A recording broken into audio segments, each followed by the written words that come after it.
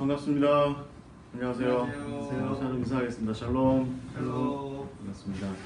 어서 오십시오. 저희가 이제 터치바이블 그리고 샬롬 공동체가 함께하는 수요 열린 성경 공부 이제 시작하려고 합니다. 시작하기 전에 잠깐 좀 드리고 싶은 말씀은 저희가 다음 주에 목요일에 그 기름역 바로 옆에 있는 성북 성결교회에서 저희 터치바이블 선교회가 그동안 개발하고 또 만들고 또 함께 나누었던 여러 성서적인 사역 자료들, 그 사역 자료들을 좀 함께 나누는 그런 시간을 갖고자 합니다. 터치바이블 사역 세미나가 그래서 터치바이블 선교회 사역 세미나가 다음 주 목요일 11월 8일 아침 10시부터 오후 5시까지 기름역에 있는 성북 성결교회에서 진행될 예정입니다. 목회적으로 도움이 될 만한, 예를 들면 뭐 수요일에 나눌 수 있는 여러 가지 그 성서적인 성경 공부 자료들이라든지, 저희들이 내년에는 매주마다 그거를 좀 만들어서 제공을 해드리려고 그래요. 그래서 주석적으로 잘 살핀 그런 자료들을 좀 만들어서 보급해드리려고 하니까 뭐 그런 거라든지, 그 다음에 뭐 40일 정도 함께 묵상하고 기도할 수 있는 성서적인 자료라든지 그런 것들과 더불어서 어린이와 그 다음에 청장년 그리고 노년을 위한 사역 교재들을 함께 나눌 수 있는 그런 시간을 갖고자 합니다. 내년도 사역을 혹시 준비하시는 가운데 좀 보탬이 됐으면 좋겠다 싶으신 분들은 누구든지 환영합니다. 함께 참여하셔서 저희들의 사역적인 비전 그리고 성서적인 사역으로 좀 세워가고자 하는 그런 일들에 함께 동참해 주시면 감사하겠습니다. 다음 주 목요일에 그러면 뵙도록 하겠습니다. 등록 미리 하셨으면 좋겠습니다. 등록비가 따로 있고요. 저희들이 사무실로 전화 주시면 등록을 하실 수 있고, 그 다음에 지금 주소에 등록을 하실 수 있는 그 인터넷 주소가 나갈 겁니다. 그래서 구글 신청을 하시면 저희들에게 바로 등록이 되니까 그렇게 함께 해주시면 감사하겠습니다. 잠깐 기도하고 성경 공부 시작하겠습니다. 하나님 감사합니다. 오늘 우리에게 또 말씀을 나눌 수 있도록 또 시간을 허락하시고 또 우리가 이 시간 함께 할 수 있도록 인도하심을 감사드립니다. 주님, 오늘 특별히 제자들의 삶과 제자들의 사역 그것들에 대해서 함께 나누고 배우고자 합니다. 특별히 도마의 이야기를 배우고자 합니다. 주님, 이 시간 우리와 함께 하시고 또 이 시간 우리가 몸과 마음을 열어주시고 영혼을 열어주셔서 주님, 우리가 하나님께서 예수 그리스도께서 제자들과 더불어 이루어 가시고자 하셨던 여러 가지 비전과 또 그들을 일깨우시고 또 세우셨던, 훈련시키셨던 그 모든 것들을 잘 배워서 우리 역시도 도마처럼, 우리 역시도 다른 제자들처럼 주의 훌륭한 일꾼으로 성장하고 자라갈 수 있도록 주님 인도하여 주시옵소서. 시작하는 시간입니다. 마치는 시간까지 성령께서 이 시간 인도하실 줄 믿습니다. 예수 그리스도의 이름으로 기도하옵나이다. 아멘. 자, 오늘은 그 도마에 대해서 함께 이야기를 나눠보도록 하겠습니다. 도마. 여러분 그 지금 화면에 보시면 화면에 보시면 도마가 옆에 지팡이 하나 잡고 있죠? 저거는 창입니다. 창. 그 바돌로메가 왜 이렇게 옷감 같은 거 하나 들고 있는 거 제가 뭐라고 말씀드렸죠? 자기 옷, 자기 살 가죽 이렇게 말씀드렸죠. 도마는 자기가 찔려 죽은 창, 자기가 찔려 죽은 창을 인도에서 자기가 찔려서 순교한 그 창을 저렇게 이제 쥐고 있습니다. 바로 도마의 모습입니다. 보통 일반적으로 이제 캐톨릭 계열이지만 캐톨릭 계통에서 이런 거 자주 하지만 그 그림을 그릴 때 이제 그런 상징적인 부분들을 많이 보여주죠. 도마는 바로 저 창입니다. 저는 오늘 이제 도마와 더불어서 믿음이라고 하는 것에 관련된 이야기를 함께 하고자 합니다. 어서 오십시오. 믿음에 관한 이야기를 함께 나누고자 합니다. 성경에 믿음이라고 하는 단어, 특별히 헬라어로 우리가 사용하는 단어는 여러분 지금 화면에 보시는 것처럼 피스티스죠. 피스티스라고 하는 단어가 바로 믿음입니다. 영어로 이제 faith라고 보통 이야기하는 그런 부분이죠. 이 성경에서 이 믿음에 관련돼서는 이 피스티스 단어분이라고 보통 얘기해요. 근데 이 피스티스가 보통 원래는 동사형으로 주로 많이 쓰였던 단어인데 명사형으로 이렇게 된 그런 단어라고 보통 이야기하죠.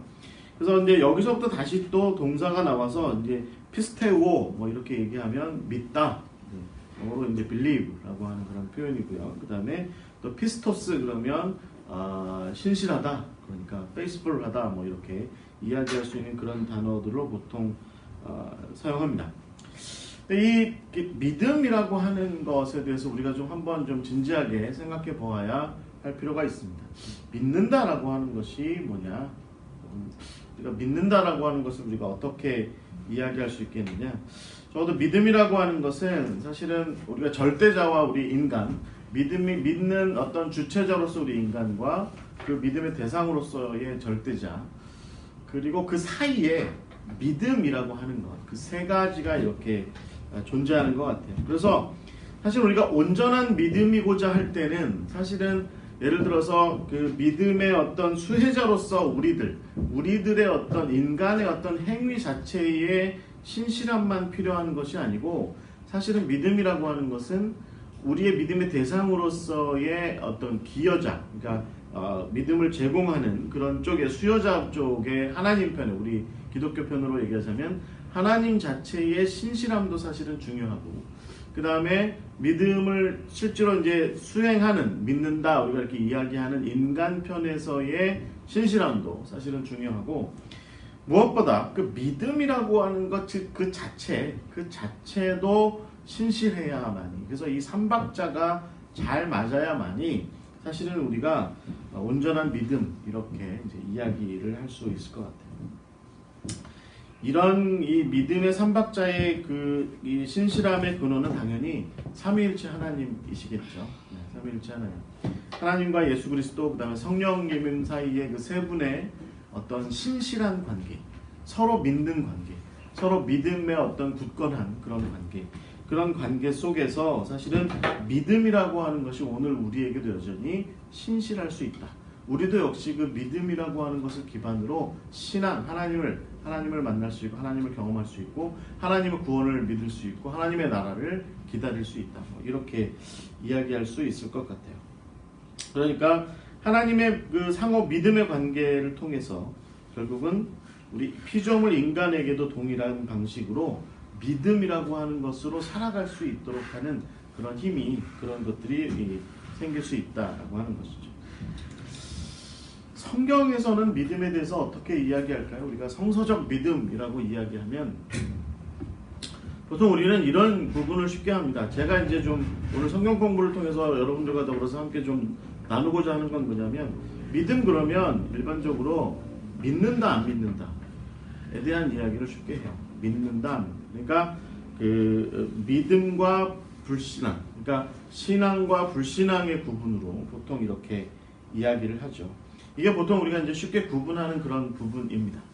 그래서 이 믿음 없는 사람, 불신앙자, 신앙 없는 사람, 뭐 이렇게 얘기하고는 정말 믿음이 있는 사람이야, 이렇게 보통 이야기를 하는데, 우리가 오늘 본문에 우리가 이제 도마를 통해서 함께 나누고자 하는 것도 그렇고, 성경이 이야기하는 바의 믿음은 오히려 저는 좀 이런 부분을 이야기하고 있지 않은가 싶습니다. 첫 번째는 뭐냐면 맹목적인 믿음, blind faith라고 보통 그렇게라고 얘기할 수 있을 것 같아요. 맹목적으로 그냥 이렇게 눈 가린 채 믿는 거죠.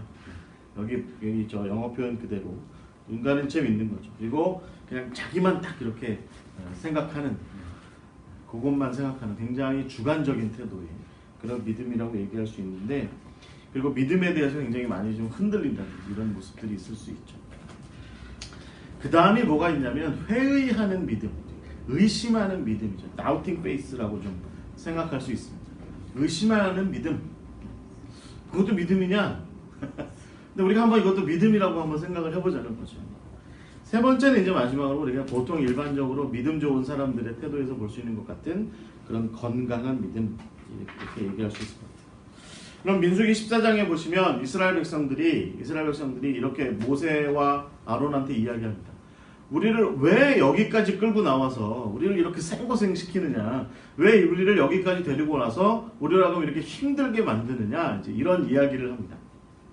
그런 모습이 사실은 블라인드 페이스, 그러니까 맹목적인 믿음, 맹목적인 신앙의 전형인 것이죠. 그러니까 그들이 지금 가나안을 향해서 하나님께서 그들을 구원하셔서 하나님께서 그들을 가나안 땅으로 인도하고 계시다라고 하는 것에 대해서 생각을 안 하는 거예요. 그냥 금방 잊어버리는 거죠.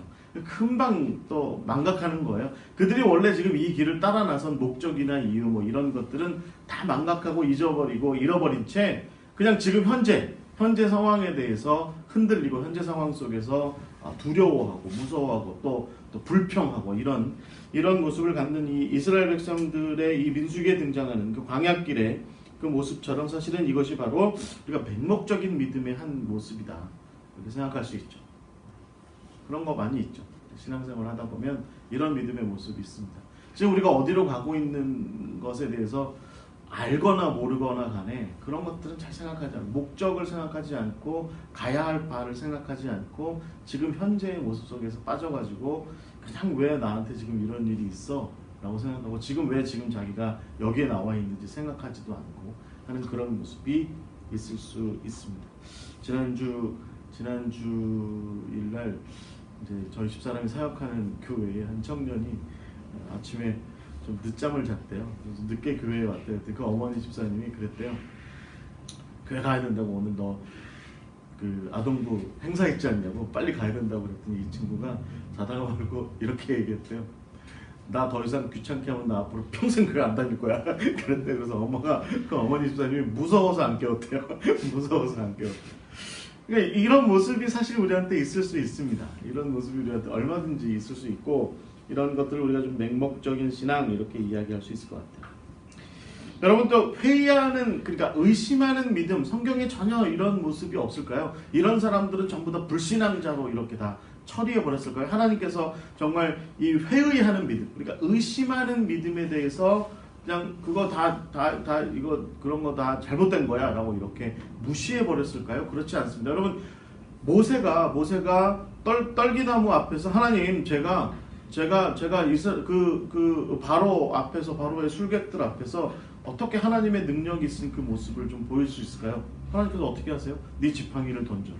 뭐 품속에 손을 넣었다가 빼봐라. 뭐 이런 거. 그다음에 여러 가지 하나님의 능력을 보일 수 있는 그런 것들을 이야기하시죠. 그래서 모세로 하여금 뭔가 좀 확신시키고자 하시는 그런 의지를 하나님께서 계속해서 보여주고 계십니다. 이런 모습이 또 어디에 있습니까? 사사기 6장에 보시면 기드온의 이야기에 나옵니다.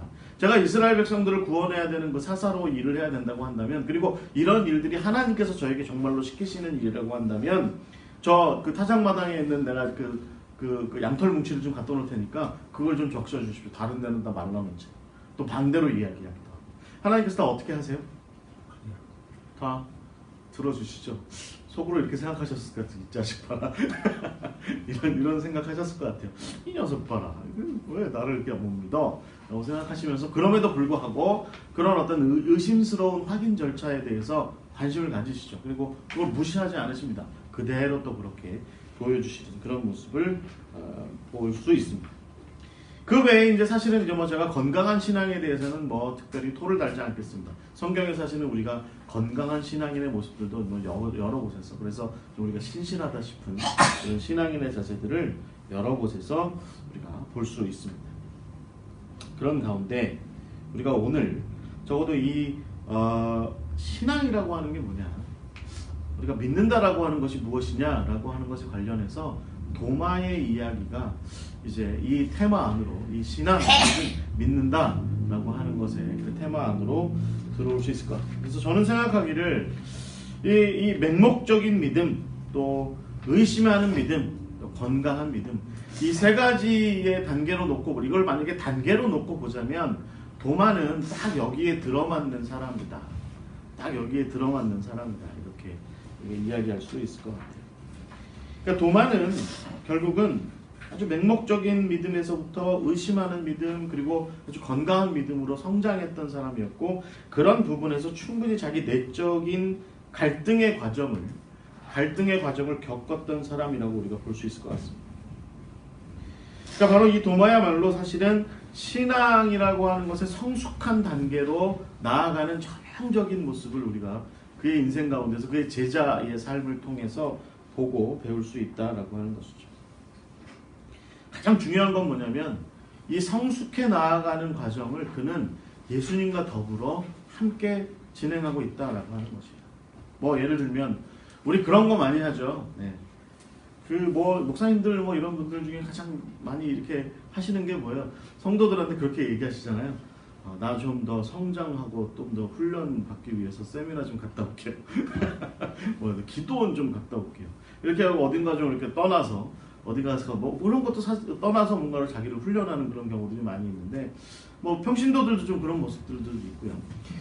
의미 있는 행위일 수도 있습니다. 그런 것들이 자기를 좀 더 성숙시키고 자기를 조금 더 발전시킬 수 있는 길이 될 수도 있습니다. 저는 뭐 그것을 뭐 터무시하거나 무시하거나 그러려고 말씀드리는 것이 아니라 그러나 사실은 우리의 신앙이라고 하는 것, 우리의 어떤 신앙적인 성숙을 좀 더 모색하고자 한다고 한다면 오히려 우리는 그 자리를 우리에게 주어진 그 자리를 지키는 것이 더 우리에게도 합당할 수도 있다라고 하는 것을 저는 도마를 통해서 좀 배울 수 있을 것 같아요.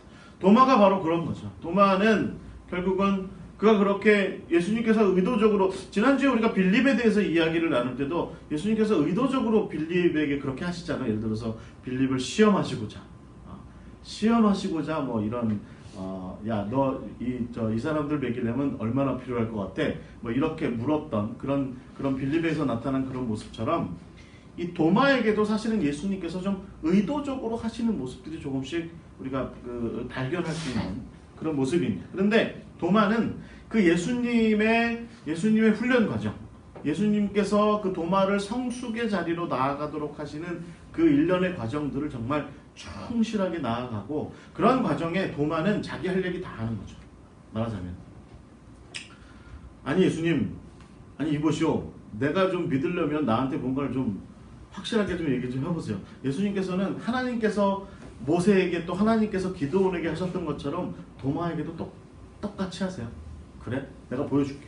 내가 한번 보여줄게. 라고 이렇게 하셨던 분이 바로 예수님이셨고 예수님과 도마는 바로 그런 부분에서 서로가 굉장히 신실하게 이 과정들을 잘 이렇게 지나가고 있다. 그래서 결국은 그는 예수님의 제자로 굳건한 자리를 형성하게 된 그런 사람이 바로 도마다 이렇게 얘기할 수 있을 것 같습니다.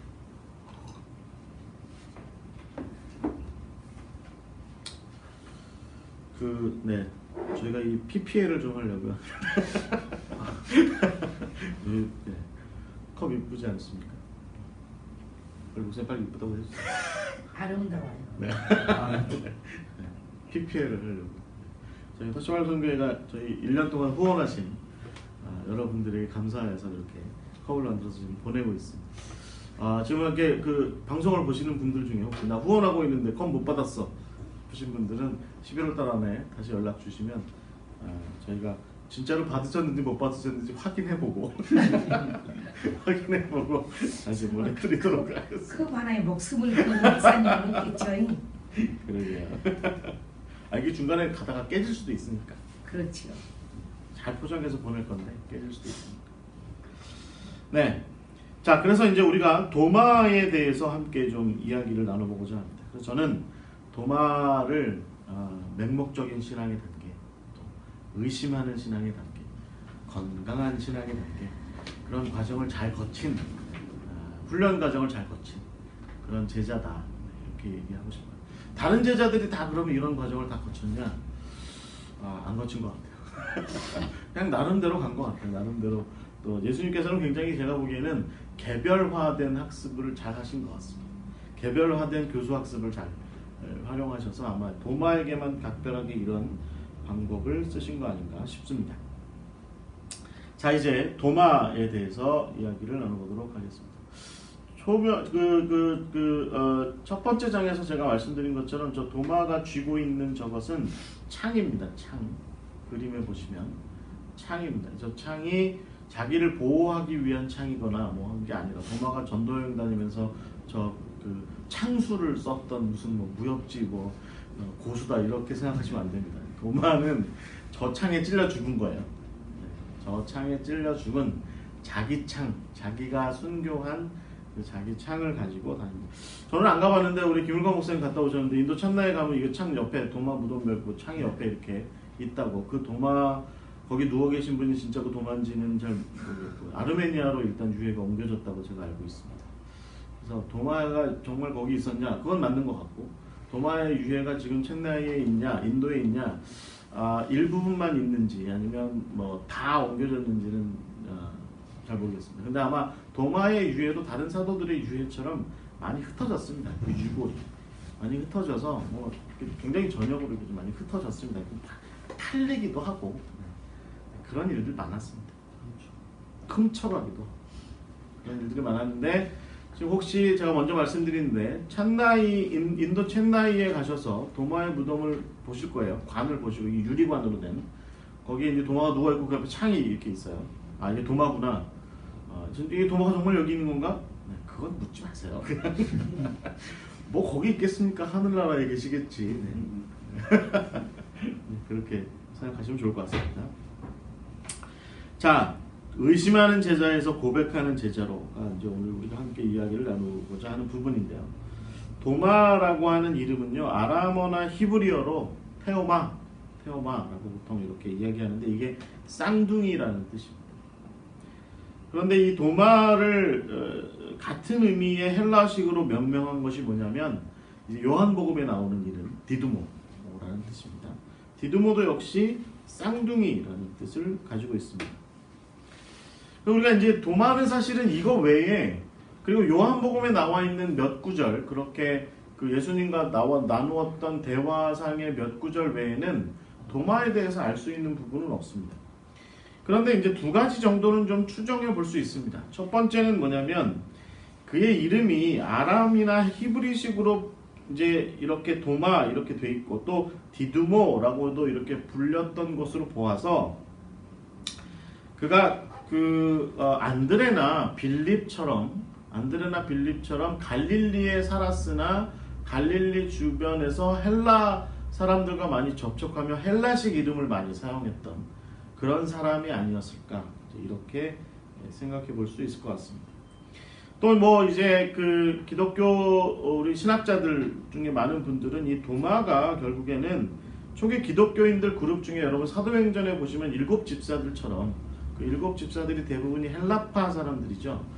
그 사람들처럼 기독교 초기의 그룹을 초기 기독교를 형성했던 사람들 중에 헬라파 쪽 사람의 어떤 말하자면 일종의 기원이 되는 그런 사람이 아니겠느냐 이제 이런 추정도 합니다. 두 번째는 좀 흥미로운 이야기인데요. 도마가 이제 이 이름에서 드러난 것처럼 쌍둥이 형제가 있었을 거라는 거죠. 도마가 쌍둥이였을 거라는 거예요. 그래서 저는 이걸 이렇게 생각하면서 도마가 이렇게 가끔 자기 쌍둥이 형제를 예수님 옆에 앉혀놓기도 하고 자기는 어디 도망갔다 오기도 하고 그랬을까? 그런 생각을 농담이에요, 민아 씨. 심각하게 쳐다보지 마세요. 그런 의미죠. 그래서 이 쌍둥이였을 거다라고 하는 것이 대체적인 학자들의 추측입니다. 쌍둥이였을 거다. 그런데 그렇게 볼 때 여러분 도마라는 이름이나 디두모라는 이름 자체가 다 트윈이라는 뜻이잖아요. 그러니까 제 사촌 동생들 중에도 쌍둥이가 있는데 이 친구들은 뭐 이란성 쌍둥이인데 얘네들한테 애들 맨날 제가 어렸을 때 저희가 이제 어렸을 때 많이 이렇게 가족들이나 친척들끼리 많이 쓰는 말이 있잖아요. 쌍둥이. 그냥 쌍둥이 뭐 이제 저희 이모 그래서 쌍둥이 엄마 항상 이모님은 쌍둥이 엄마 이렇게 얘기한 것처럼 그렇게 별칭처럼 쓰였던 말이 도마나 디두모가 아니었을까라는 것을 좀 의심해 볼 수 있습니다. 그 근거가 뭐냐면 그 영지주의적인 좀 문서지만 제가 오늘 저 도마복음서 조금 얘기할 겁니다. 여러분 오해하지 마십시오. 제가 도마복음서를 믿거나 그 나그 한마디에서 나온 도마복음서를 추종하는 세력은 아닙니다. 괜히 의심하지 마시고. 그래서 이 도마복음서의 저자 표현이 어떻게 되어 있냐면 도마복음서 이제 앞부분에 이 책을 누가 썼냐 이렇게 되어 있을 때 거기 저자 표현이 어떻게 되어 있냐면 디두모 유다 도마라고 세 이름으로 이렇게 되어 있어요. 그러니까 이제 디두모나 도마는 그 요한복음에도 등장하는 그 이름이죠. 유다는 여기 좀 새롭게 등장한 거죠. 이렇게 볼 때 이제 본명이 유다가 아닐까. 원래 이름은 유다가 아닐까 이렇게 생각해 볼 수도 있습니다. 근데 예수님의 제자 중에 유다가 또 있어요. 그러니까 헷갈릴까봐 도마로 바꾸라는지 그 별명처럼 썼던 쌍둥이라는 이름을 갖다가 썼는지 생각해 볼 수 있습니다. 실제로 시리아 사본의 기록에 보시면 이 도마의 진짜 이름이 유다다라고 이렇게 표현을 해놨습니다. 시리아어 사본에는 성경 요한복음 시리아어 사본에는 이 유다라는 이름을 실질적으로 사용하고 있습니다. 그래서 도마의 이름 뭐냐? 디두모 도마인데 디두모 유다 도마 뭐 이렇게 얘기할 수도 있는 그런 사람이 바로 디두모 도마 유다 뭐 이렇게 얘기할 수도 있는 그런 사람이 바로 도마였습니다. 어찌됐든 그렇지만 우리가 이제 신약 성경에서 알 수 있는 이름은 도마예요. 도마. 토마스. 제가 인터넷에 가서 그 구글에 가서 토마스를 쳤더니 꼬마 기관차가 이렇게 나오더라고요. 꼬마 기관차가 쫙 나오더라고요. 꼬마 기관차. 그래서 도마께서 밀리셨구나. 네, 그렇습니다. 그래서 그 사도 도마, 그러니까 에퍼슬 토마스 이렇게 쳐야 좀 이렇게 나오지. 그냥 토마스 치시면 꼬마 기관차가 무지하게 나오고 얼굴 이렇게 큰 저 닮은 토마스가 나옵니다. 자, 이제 도마라는 이 제자는 그런데 이제 공관복음서에 등장합니다. 여러분 제가 이제 이 성경 공부하면서 제자 성경 공부하면서 늘 서열 의미 있다. 그 서열이 그게 그 공관복음서의 제자들 이름이 베드로 요한 안드레 야고보 뭐 이렇게 나오는 그 서열 이름이 서열이 있는 거다 이게. 특히 야고보와 요한 같은 경우는 혹은 야고보 요한 안드레 같은 경우는 이게 서로 이렇게 왔다 갔다 하죠. 그러니까 자기들끼리 앉아가지고 내가 넘버 3야 뭐 내가 넘버 2야 뭐 이러면서 서로 좀 티격태격했을 가능성이 있는 그런 부분이라 말씀드렸죠. 도마는 이런 이제 뭐 서열상의 수위권에는 속하지는 않아야 하지만 빌립처럼 중위권에 들어있는 그러니까 4명 이렇게 잘라놓고 봤을 때 중간 4명 자리에 들어가는 사람 중에 하나였습니다. 그리고 이 사람의 특징이 뭐냐면 공관복음서에서는 대체적으로 마태와 짝을 이루고 있습니다. 그 다음에 사도행전 1장 13절에 가시면 그 짝이 바뀌어요. 누구랑 바뀌냐면 빌립이랑 바뀌어요. 빌립이랑. 그래서 사람들은 혹시 또 이런 추정을 또 해요. 근데 제가 보기엔 이것도 너무 과도한 추정인 것 같아. 무슨 추정이냐면 도마의 쌍둥이가 마태이거나 빌립일 수 있다. 이런 추정을 또 합니다. 뭐 전혀 근거 없는 얘기는 아니고 뭐 그럴 수도 있다. 이렇게 생각할 수 있습니다. 제가 곁다리로 말씀드리자면 저도 써놨는데 재밌는 건 도마복음서에 보시면요. 도마의 쌍둥이 형제를 예수님으로 묘사하기도 합니다. 네, 이건 영지주의 문서가 그렇게 얘기한 거예요. 네, 제가 그런 거 아닙니다. 네, 그러니까 오해하지 마시고 제가 뭐 파악한 사실이 아니라 그렇게 나와 있어요. 예수님의 쌍둥이, 도마의 쌍둥이는 예수님이었다. 이렇게 나오기도 합니다. 자, 이 도마의 이야기는 사실은 요한복음에만 등장합니다. 도마의 실질적인 이야기는 빌립처럼 요한복음에만 등장합니다. 보통 이제 제가 앞서서 말씀드린 맹목적인 단계, 그 다음에 의심하는 단계, 건강한 단계로 놓고 봤을 때, 신앙의 단계로 놓고 봤을 때 도마는 불신앙의 단계에서 그냥 신앙 있는 단계로 이렇게 넘어간 게 아니라 맹목적인 단계, 의심하는 단계, 그 다음에 건강한 신앙의 단계 이렇게 3단계로 넘어갔다고 봤을 때 그걸 비추어서 4번 정도 이 도마의 이름이 그리고 그의 이야기가 등장합니다. 성경 요한복음 첫 번째 등장은 요한복음 11장입니다. 그럼 성경을 한번 보실까요? 요한복음 11장 먼저 그 40절에 보시면 여러분 이 앞부분에 어떤 얘기가 있냐면 예수님께서 그 수전절에 예루살렘에 올라가셔가지고 좀 이제 좀 소란스러운 행동을 좀 하세요. 그 전에도 좀 그러신 경향이 있었는데 하여튼 여기 올라가서 소란스러운 행동. 요한복음에 여러분 아시죠? 요한복음은 예수님께서 성전 청소를 언제 하셨죠? 사역하시면서 바로 하세요. 다른 공관복음서는 예수님께서 성전 청소하신 걸 언제 하셨죠? 십자가에 달려 예루살렘 입성하신 다음에 하세요. 요한복음은 앞에 있죠. 네. 요한복음에 등장하는 예수님이 훨씬 더 과격합니다. 그냥 그 사역 시작하시자마자 바로 그냥 물 포도주로 바꾸시고, 그리고 바로 예루살렘으로 올라가셔서 성전 정화하시고, 예루살렘에 계신 분들한테 미운 털 확실히 바뀌시고 그리고 내려가셨다가 다시 한번 올라가셨다가 또 수정절에 또 뭐 나는 세상의 빛이라 뭐 이래가지고 또 사람들한테도 미움 사시고, 제자들이 보기에는 이제 돌에 맞아 죽으실 뻔할 정도로 그런 위기 상황까지 치달아갔습니다. 이 앞부분에. 그리고 나서 예수님께서 예루살렘에서 나오신 다음에 여러분 39절에 10장 39절에 보시면 그렇게 나와 있죠. 예수를 잡고자 하였으나 그 손에서 벗어나 나가셨다. 그래서 예루살렘을 나가신 거죠. 그리고 어디로 가셨냐면 40절에 보시면 요한이 처음으로 세례를 베풀었던 요단강 편 그쪽으로 가셨어요. 베레아 쪽으로 가신 거죠. 베레아 쪽으로 가셔서 거기에 계셨습니다. 거기 좀 계셨어요. 그래서 지금 여러분 지리적으로 볼 때 예수님께서 예루살렘에서 이제 나와서, 그러니까 이제 베다니를 거쳐서 가는 길이 그래요. 베다니를 거쳐서 이제 보통 예루살렘 내려가는 여리고로 내려가는 길이 있는데 그 길 따라 쭉 이렇게 내려가셔서 아마 요단강을 건너서 베레아까지 가신 거죠. 거기서 이제 좀 계셨습니다. 요한이 이제 세례하시던 곳에.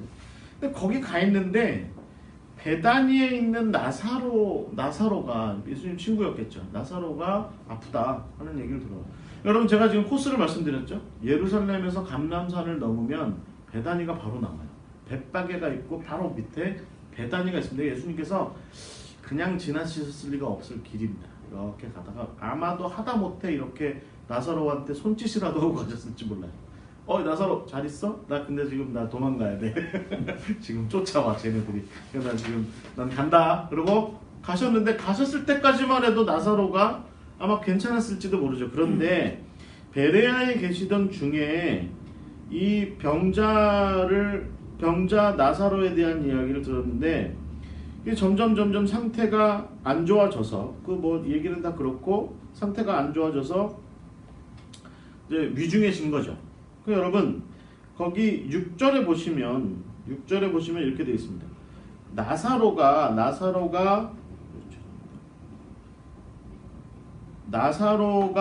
지금 병들었다함을 11장 6절에 보시면 나사로가 병들었다함을 들으시고 그 계시던 곳에 이틀을 더 계셨대요. 제가 만약에 제 친구가 아픈데 제가 이렇게 이틀 정도 더 이렇게 있잖아요. 그럼 친구한테 전화 옵니다. 너 죽을래? 전화 옵니다. 예수님이 이렇게 계셨어요. 그냥 계셨습니다. 그리고 나서 이제 유대로 다시 가자.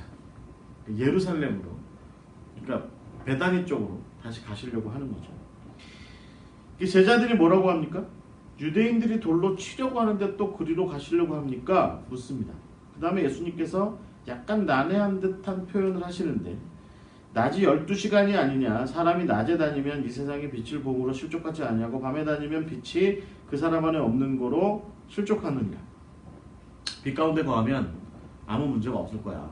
너희들이 나랑 같이 있는데 무슨 문제가 있겠냐, 이렇게 말씀하시는 거지만 제가 이제 이거에 대한 주석을 좀 봤더니 예수님께서 재밌게 얘기하신 거죠. 낮에 다니면 괜찮을 거야. 라고 말씀하셨다는 거예요. 낮에 다니면 밤에 다니면 테러를 당하거나 급습을 당할 수도 있는데 낮에만 다니면 괜찮을 거야. 예수님도 제자들한테 그렇게 말씀하실 수도 있다 이런 얘기 하는데 좀 재밌더라고요. 왜냐면 제자들한테 괜찮아, 낮에 다니면 괜찮아. 우리가 다 반대편만 있는 게 아니야. 우리를 보호해주는 사람들도 있어. 니고데모나 아리마대 요셉이나 이런 보호해주는 사람들도 있어. 그러니까 괜찮으니까 낮에만 다니자. 이렇게 말씀하셨을 수 있다라는 거죠. 그리고 나서 이제 나사로가 이제 나사로에 대해서 얘기하세요. 11절에 보시면 우리 친구 나사로가 잠들었다. 사실은 이제 죽은 것에 대해서 이야기하신 거죠. 이제 아신 거죠. 그런데 이제 그것을 잠들었다라고 표현하시면서 내가 깨우러 간다라고 이렇게 얘기합니다. 제자들이 그냥 그 말을 잘 못 알아듣고 잠들고 있으면 아파서 힘들어서 잠들었나 보죠. 예수님 가서 잘 깨워주시면 되겠네요. 이렇게 넘어갔는데 사실은 예수님께서는 그의 죽음을 가리켜서 얘기하시면서 14절에 그가 죽었다. 사실은 그가 죽었다. 이렇게 이야기를 하신 거죠. 그때 16절에 디두모라고도 하는 도마가 다른 제자들에게 말하되 우리도 주와 함께 죽으러 가자. 이렇게 얘기한 거죠. 이게 이제 우리가 요한복음을 조금 이 구절을 신학적으로만 해석을 하면 이 구절 자체가 이게 나사로처럼 죽자는 얘기냐 아니면 예수님처럼 죽자는 얘기냐 하는 그런 이야기로 좀 이렇게 비추어서 생각해 볼 수 있습니다. 그래서 이건 굉장히 신학적인 의미가 있는 거죠. 그러니까 이 도마의 이 표현 자체가 말하자면 예수님께서 앞으로 당하실 고난 혹은 예수님께서 앞으로 나사로를 통해서 이루실 일들 그런 것들에 대한 어떤 적절한 표현으로 이렇게 이해할 수도 있습니다. 근데 다른 한편으로 보면 이 도마의 이야기는 사실은 좀 생뚱맞은 경향도 있습니다. 생뚱맞은 경향도 있어요. 왜냐하면 이 도마가 지금 이렇게 이야기하는 것에서 우리는 좀 이 이야기의 맥락상으로만 보자면 우리가 신학적으로 해석이야 그렇게 할 수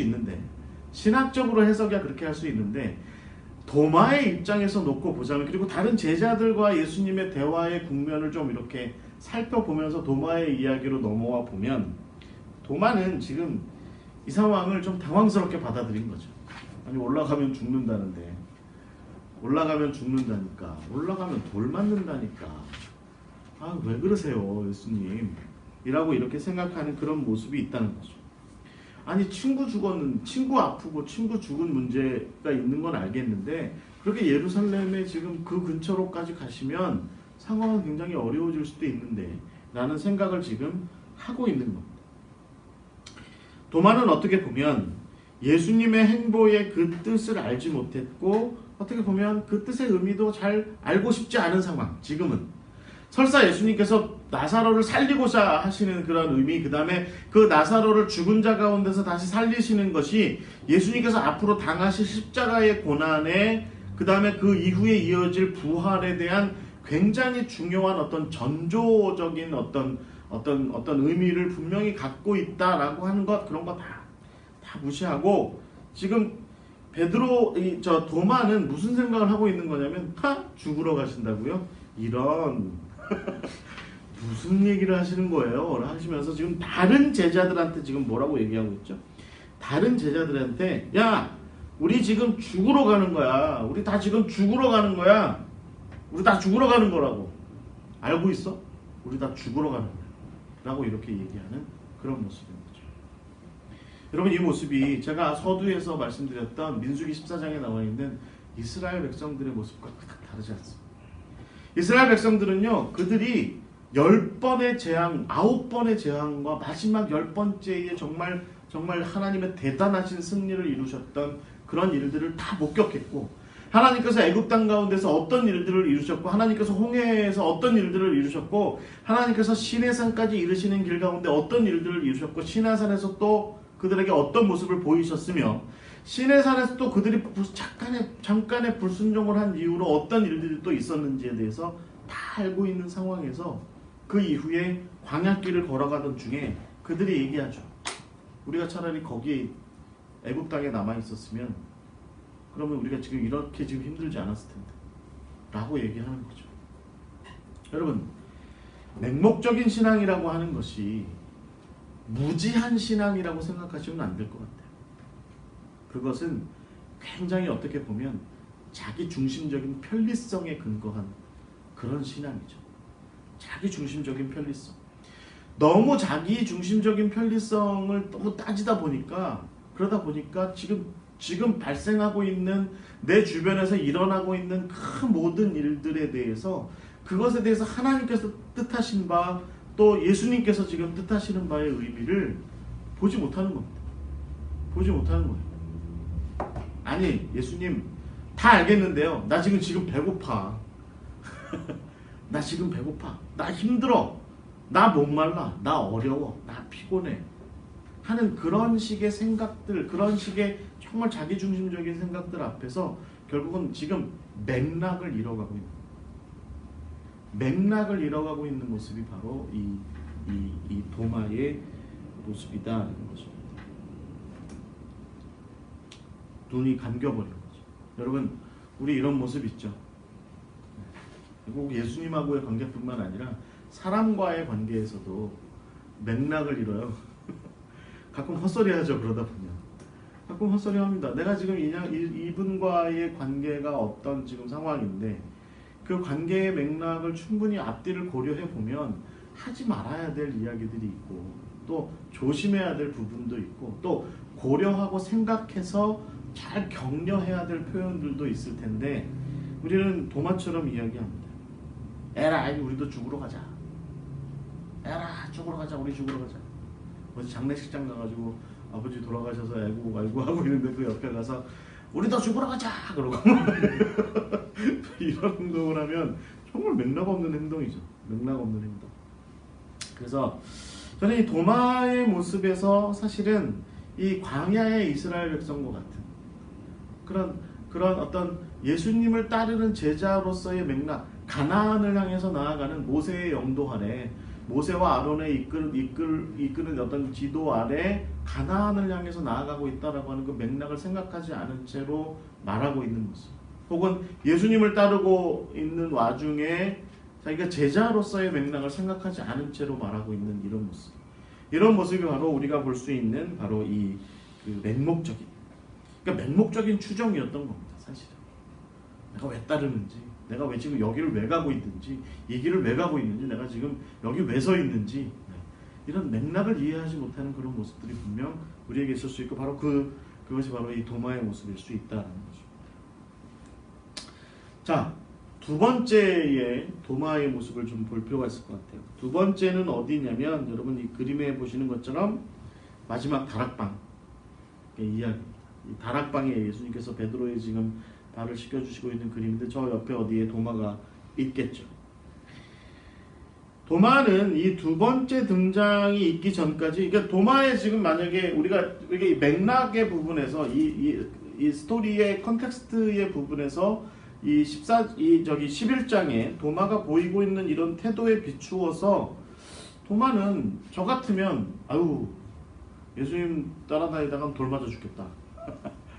무슨 신성모독이네 뭐네 이런 소리 들으면서 돌 맞아 죽을지도 모르겠다 라는 생각을 앞세우고, 그런 생각을 앞세우다 보면 예수님을 따르지 않을 법도 했는데, 그래서 12제자의 이름에 결국은 남지 않을 수도 있었던 그런 사람이었을지 모르겠는데, 그런데 도마는 우리가 그 다음에서도 도마의 모습을 볼 수 있게 된 거죠. 이 이야기를 끝나고 나서 도마가 혹시 예수님 곁을 떠나지 않았을까 상상해 볼 수도 있는데, 그런데 도마가 이 요한복음 14장으로 넘어가면 거기에 다시 등장하는 겁니다. 저는 그게 중요한 것 같아요. 여러분 어떻게 생각하세요?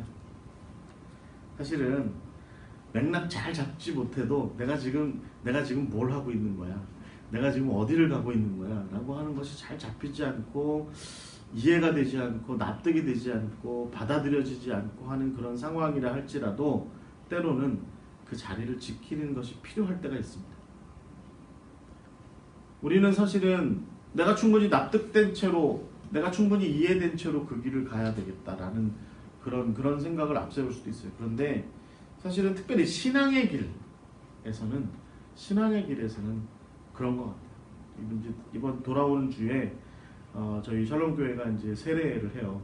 그런데 한 친구가, 세례를 받는 한 친구가 이제 우리가 이제 세례 이제 문답 교육을, 이제 세례 사전 교육을 진행했는데, 그때 저한테 뭐라고 그랬냐면, 목사님 전 아직도 믿기지 않습니다. 그래서 두렵습니다 라고 얘기할 때 제가 이제 뭐라고 얘기했냐면, 일단 발부터 담그자 라고 얘기했습니다. 발을 담그면 더 다행히 안 도망가기. 네, 도망가지는 않겠대요. 자기가 도망가지는 나는 않겠는데, 도망가 버렸는데. 도망가지는 않는데 두렵다 라는 그런 얘기를 하더라고요. 그래서 제가 뭐라고 그랬냐면, 지금부터 당신 마음 가운데 직격으로 임하시는 예수님을 경험하라고 내가 얘기하지 않을 테니, 먼저 그러나 발부터 담그는 건 동의하자. 발부터 담그면 예수님의 은혜의 강물이 당신의 허리를 채울 것이고 목을 채울 것이고 머리까지 채우게 될 거다. 그래서 당신은 새롭게 태어날 거다. 이렇게 얘기했더니 일단 따르겠습니다 라고 이렇게 얘기하더라고요. 여러분, 맥락이 잡히지 않는 신앙의 길에 있을 수 있어요. 사역하면서도 그러겠죠. 사역하면서도 도무지 지금의 상황이 우리가 맥락이 잡히지 않을 때가 있을 수 있습니다.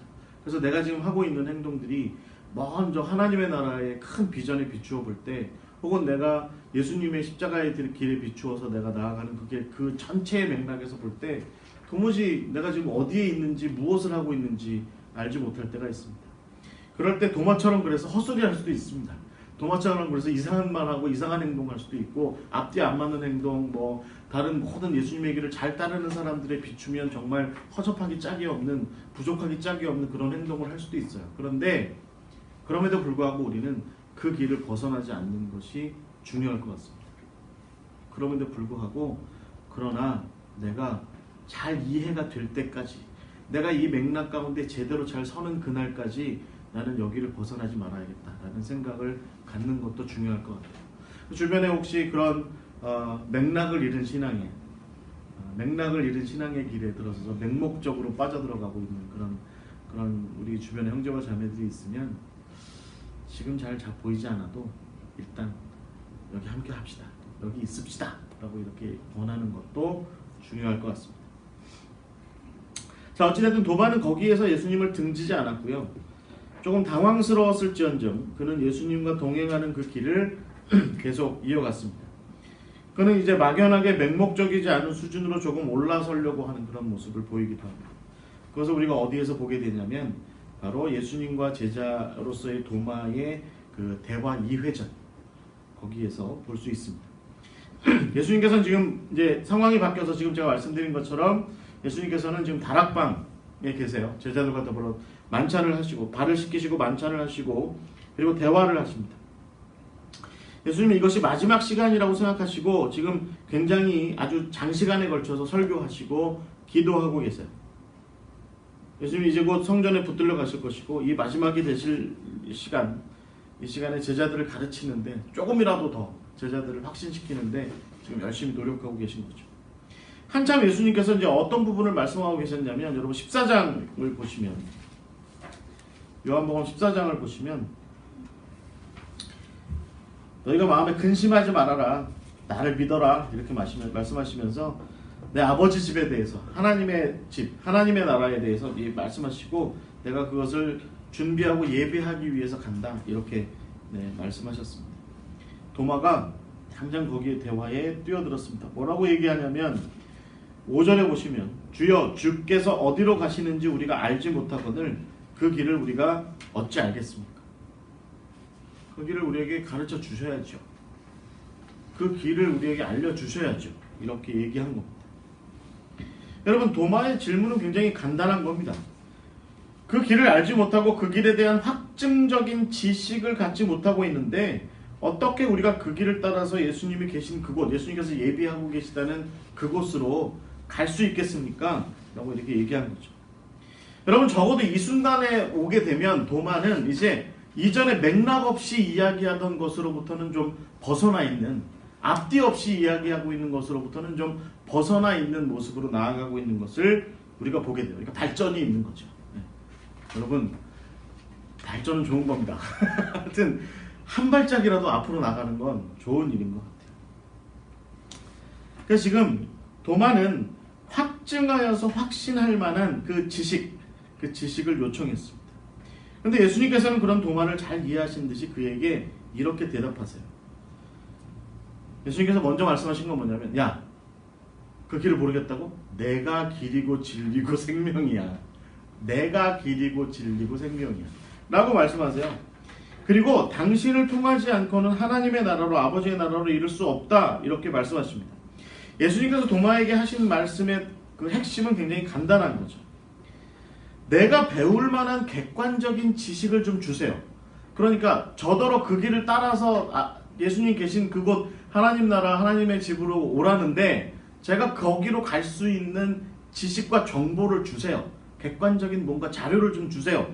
이렇게 말씀하신 것에 대해서 예수님께서 뭐라고 말씀하세요? 요한복음 1장에 하신 말씀하고 굉장히 비슷하세요. 와서 봐라 라고 말씀하신 거하고 굉장히 비슷하게, 나를 알아라, 예수님 자신을 알으라는 거예요. 그러면 길이 보인다는 거예요. 예수님을 나를 알면 길이 보일 거다 라고 말씀하신 거죠.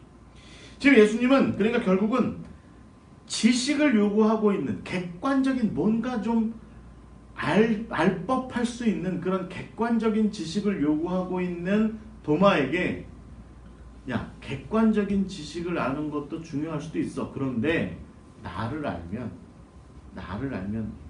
안다는 게 뭡니까? 예수님을 경험하고 예수님을 체험하고 예수님을 마음 깊이 알게 되면, 믿음으로 알게 되면, 그러면 그 길이 보일 거다 라고 지금 그렇게 말씀하시는 거죠. 뭔가 객관적인 지식의 욕구를 지금 도마가 드러내고 있는데, 거기에 대해서 예수님은 그 지식의 욕구는 나를 향해서 있는 게 맞아. 나를 좀 알아야 돼. 이렇게 말씀하고 계신 것입니다. 그것이 바로 두 번째의 모습이에요. 여러분 지금 좀 이렇게 여러분 도마가 발전하고 있는 모습이 보이세요? 맥락 없이 막 있다가 지금 그래도 맥락 안에 들어와서 그래도 나름대로 합당하게 얘기해요. 뭐라고 그러냐면 지식을 달라, 알게 해달라, 배우겠다, 공부하겠다고 얘기하는 거죠. 학생이 찾아와서 제가 예수님을 어떻게 알 수 있겠습니까? 저한테 예수를 알 수 있는 책을 소개시켜 주세요. 대부분 목사님들이 뭐라고 말씀하세요? 책도 중요한데 앉아서 기도해봐 라고 말씀하시는 거랑 사실은 굉장히 비슷한 얘기일 수 있죠. 자, 이제 추측하건대 도마는 이 순간 예수님께서 대답하신 것의 의미를 잘 깨닫지 못한 것으로 보입니다. 왜냐하면 그가 그 이후에 이제 예수님께서 돌아가시고 며칠 후, 그러니까 한 3일 정도 지난 후에 도마의 태도에서 보면 그가 아직 예수님께서 말씀하신 대로 내가 곧 길이요 진리요 생명이야 라고 하는 것을 확정적으로 깨달아 알지는 못했다라고 하는 것을 볼 수는 있는 것, 알 수 있는 것. 이런 일이 이제 여러분 요한복음 이제 20장, 아주 이제 그 요한복음의 분량으로 쳐서는 예수님께서 고난당하신 이야기를 아주 굉장히 이제 아주 잘 다루고 있는 모든 장들을 넘어서서 예수님께서 부활하신 이야기의 20장에 넘어와서 이야기를 우리가 볼 수 있습니다. 이 친구가 아마 다른 어디에 나가 있었던 모양이죠. 그 사이에 예수님께서 짠하고 나타나신 것 같아요. 예수님께서는 제가 보기엔 의도하신 바가 있는 것 같아요. 제자들한테 물으셨을 수도 있죠. 전화 걸어가지고 도마 있냐? 없는데요? 내 지금 갈게? 오신 겁니다. 오셨어요. 그래가지고 당신의 부활하신 모습을 도마가 없는 틈새에 다른 제자들한테 다 확증적으로 다 보여주셨습니다. 나 부활했다. 손과 발 봐라. 다 보여주셨습니다. 도마한테만 안 보여주셨어요. 그 다음에 도마 오기 전에 빨리 도망가셨습니다. 도마가 오기 전에 예수님께서는 황망히 그 자리를 떠나가셨습니다. 제자들이 예수님한테 도마가 왔습니다. 도마한테 얘기합니다. 뭐라고 얘기합니까? 우리가 부활하신 예수님을 보았다. 뭐라고? 부활하신 예수님을 봤다고? 도마가 이번에 하나 더 진전된 질문을 해요. 질문이 아니라 요청을 합니다. 뭐라고 얘기합니까? 여러분 거기 보시면 20장 25절에 이렇게 나와 있습니다. 우리가 주를 보았다라고 이렇게 제자들이 이야기하니까 20장 25절에 보시면 도마가 이르되 내가 그의 손에 못자국을 보며 내 손가락을 그 못자국에 넣으며 내 손을 그 옆구리에 넣어보지 않고는 믿지 아니하겠노라 한다. 여러분 이것은 어떤 요청입니까? 여러분 이 앞에 내가 아버지의 집으로 가는, 하나님의 나라로 가는 그 길에 대한 객관적인 지식을 좀 알기를 원합니다 라고 얘기하는 것보다 지금 한 발짝 더 나간 태도입니다. 적어도 탐구적인 자세로 봤을 때는, 탐구하고자 하는, 뭔가 배우고자 하는 자세로 봤을 때는 이 도마는 지금 하나 더 진전된 태도를 보이고 있습니다. 어떤 태도를 보이고 있는 겁니까? 아주 고난도의 검증 절차를 요구한 거죠. 그 검증 절차는 분명히 자기가 있어야 되는 거예요. 요즘 저 경기도 지사님 어려움 겪으시는데 그 배우께서 경기도 지사님이 그렇게 얘기했을 때 배우가 그렇게 얘기했다죠. 수술 잘 하셨다고. 그렇게 얘기했었죠. 그러니까 지금 배우님도 그렇게 말씀하시는 거죠. 지금 나를 참관시켰어야지. 뭐 그렇게 얘기하는 건지 모르겠습니다. 그러니까 지금 이 도마의 입장에서 보자면 사람이 죽었거나 다시 살아난다라고 하는 것에 대한 어떤 객관적인 지식을 요구하는 게 아니에요. 그러니까 어떤 정보를 원하는 게 아니에요. 그러니까 도마 시절로 보면 우리로 치면 이렇게 얘기하는 거죠. 사람이 다시 살아난다라고 하는 것에 관련된 객관적인 어떤 지식들, 그런 것들이 데이터가 쌓인 그런 어떤 사례들이 있느냐? 나한테 그런 사례들을 좀 보여줘라. 그럼 내가 예수님의 부활하신 걸 믿을게. 라고 얘기하면, 그렇게 얘기했으면 우리가 성경의 전거로 볼 때 혹은 우리가 역사적인 경험으로 볼 때 사람이 부활한 케이스가 있어? 나한테 그런 케이스들을 좀 갖고 와봐. 그럼 내가 니네들이 봤다는 예수님의 부활을 믿을게 라고 얘기하면, 그럼 그건 뭐예요? 그건 객관적인 지식을 요구하는 것이고, 그것은 11장의 자리에 있는 거예요. 14장의 자리에. 14장의 자리에 있는 거예요. 그래서 예수님 저한테 지식을 좀 주세요 라고 이렇게 얘기하는 것과 똑같은 자세입니다. 그런데 지금 이것은 하나 더 발전한 거죠. 어떻게 발전한 겁니까? 객관적인 지식을 넘어서서 그런 정보량을 요구하는 것이 아니라 검증적인 실증적인 실험을 내가 좀 해봐야 되겠다 라고 지금 이야기하는 거죠. 그래서 그는 확실히 의심하여서 합리적으로 받아들일 수 있는 그 길을 택한 겁니다. 가장 확실하게 자기가 지금 의심하고 있는 바에 대한 어떤 관련된 지식들을 명료하게 분명하게 얻고자 하는 방식을 추구한 겁니다. 추구한 거예요. 여러분, 많은 과학자들이 우주가 185억 년 전에 만들어졌다고 얘기합니다. 도마 같은 사람은 뭐라고 얘기할까요? 도마 같은 사람. 아까 과학적 증거 지식들은 있죠. 이렇게 무슨 뭐 배경 곡선이 무슨 뭐 이런 지식들이 있죠. 지금 도마는 지금 뭐라고 얘기하는 거예요? 그걸 어떻게 믿어?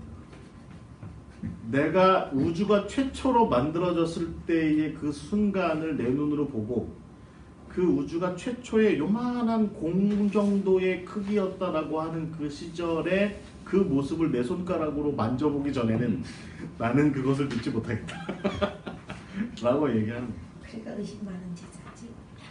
의심 많은 제자인데, 그러나 이것은 틀린 얘기는 아니라는 거죠. 그렇죠. 과학자들도 사실은 지금 현재 빅뱅을 가설이라고 얘기하고 그것을 증명하기 위해서 애를 쓰고 있지, 그것이 확실하다 라고 어떤 경험적으로 확실하게 검증된 것이다 라고 얘기하지는 못하고 있습니다. 사실은. 그러니까 이런 부분에서 볼 때 우리는 지금 이 도마의 자세를 좀 보고 싶은 거예요. 도마의 자세가 어찌됐든 지금 진전되고 있다.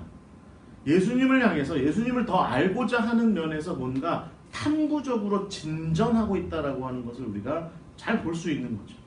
잘 볼 수 있는 거죠. 그래서 예수님에 대해서 그렇게 얘기하니까 8일 정도 지난 다음에, 그래서 저는 이 구절이 되게 재밌습니다. 왜 재밌었을까요? 제가 왜 이걸 재밌게 생각했을까요? 여드레가 지난 후에. 물론 여기에 뭐 신학적인 의미를 다 담을 수도 있겠지만, 저는 이런 생각했어요. 이 구절 읽으면서 무슨 생각했냐면, 보통 사람 상처나면요, 여드레쯤 지나면 이게 만약에 가짜 상처고 작은 상처면 아물어요. 근데 못으로 확실히 뚫린 상처이기 때문에 이게 아물지 않았을 거라고요. 그렇잖아요. 예수님 제가 보기에는 되게 재밌습니다. 일단 저는 앞부분에도 제가 농담처럼 말씀드렸지만, 전화해서 도마 있어? 없어? 내가 지금 간다. 그러고서 도마 오기 전에 확실히 도망가시고, 그 다음에 8일이 지난 후에 다시 나타났어요. 8일이 지난 후에. 그러니까 이게 만약에 누가 봐서 생채기 정도의 상처를 가지고 장난치는 거라고 한다면 이건 없어졌을 수도 있을 그런 모습이 바로 이제 그런 시간인 거죠. 예수님께서 8일이 지난 다음에 도마한테 나타나셨습니다. 그리고 도마에게 오셔서 또다시 이제 제자들에게 오셔서 너희들에게 평강이 있을지어다 이렇게 말씀하시고, 도마에게 27절에 보시면 말씀하시기를 내 손가락을 이리 내밀어서 내 손을 보고 내 손을 내밀어 내 옆구리에 넣어보라. 그리하여 믿음 없는 자가 되지 말고 믿는 자가 되라. 여러분 이 그림을 한번 보시기 바랍니다. 이 유명한 그림입니다. 까라바지오라고 하는 사람이 그린 그 도마와 예수의 도마의 얼굴 보이세요 잘? 도마 이 사람이 도마예요. 어디 갔어? 이 사람이 도마예요. 이 눈과 자세를 가만히 보세요. 이게요 굉장히 그 과학자적인 얼굴이에요. 그러니까 모든 어떤 사심을 편견과 사심을 제거하고 내가 지금 관찰하고 있는 것에 집중하겠다라는 태도입니다. 그래서 너무 열심히 관찰하다 보니 손가락을 가만히 보세요. 이 까라바지오가 그린 그림의 이 손가락을 가만히 보시면 깊이 들어갔어요.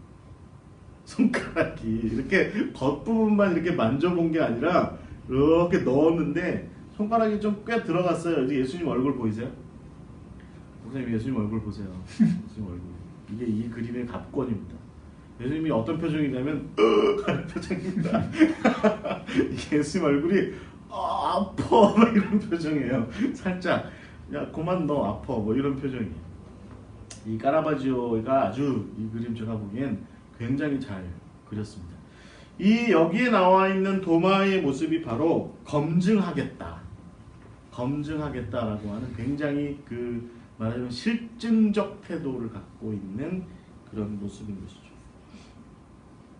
그리고 나서 검증을 끝낸 모양입니다. 28절에 아주 유명한 고백을 하죠. My Lord, my God. My Lord, my God. 당신은 나의 주님이시고 나의 하나님이십니다. 당신은 나의 주님이시고 나의 하나님이십니다. 이렇게 고백하고 있는 것이죠. 그러자 예수님께서 그제서야 이제 한마디 하세요. 너는 나를 본고로 믿느냐? 보지 못하고 믿는 자들은 복이 있다. 이렇게 말씀하세요. 사실 우리는 이 부분에 대해서 이제 굉장히 많은 이야기를 하는 겁니다. 이 부분에 대해서. 근데 우리는 사실은 도마의 입장에서만 성경을 읽자면 도마의 예수님의 입장에서 읽거나 혹은 객관적 신학적 입장에서 이 구절을 읽으면 29절이 굉장히 중요할지 모르겠습니다. 그런데 우리가 오늘은 도마를 좀 보자고 하는 거니까 도마의 인생 역정 탐구 생활, 도마의 탐구 생활에 비추어 보자면 중요한 것은 28절입니다. 검증하고 나서 손가락을 콕 하고 찔러보고 나서 이 그림에 보시는 것처럼 손가락을 콕 찔러보고 나서 그리고 빼고 얘기한 게 뭐냐면 나의 주님이시오 나의 하나님이십니다 라고 고백한 거죠. 이제 비로소 도마는 이렇게 넘어선 겁니다. 올라선 겁니다.